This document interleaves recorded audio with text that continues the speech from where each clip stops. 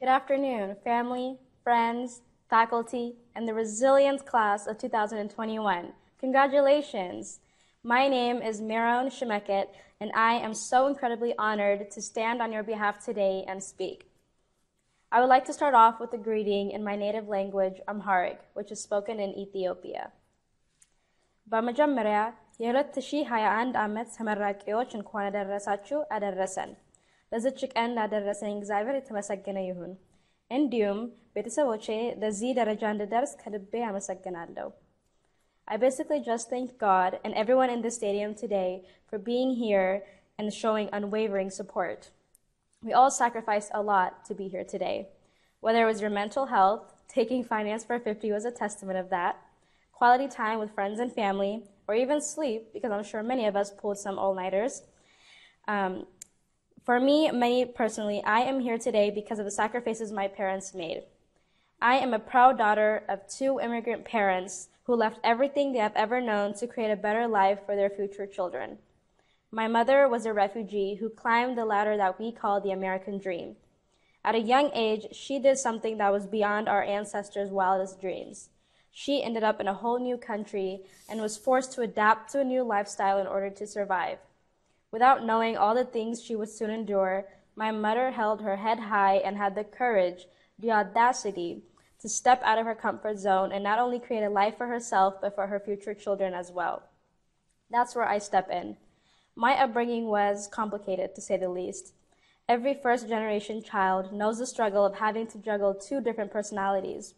I battled an extreme identity crisis in which I was too ethnic for my peers at school and too Western for my family at home. When you're young, you don't know how to successfully submerge these multidimensional identities, nor do you have the courage to. Either way, people are still going to judge. Eventually, by the time I graduated from high school, I became proud of my roots and embraced my culture because, after all, that's where my identity had lied. When the time came around for me to transfer to KState, my friends were stunned that someone like me, someone so unapologetically different, chose to go to a school 2 hours away from home in the middle of nowhere with limited people that, and I quote, look like me. However, I've never felt so embraced and so welcomed than I did the first time I stepped on the grounds at KState University. Like my mother, who sought refuge and made America her home, I sought refuge at KState, and it instantly became my home away from home.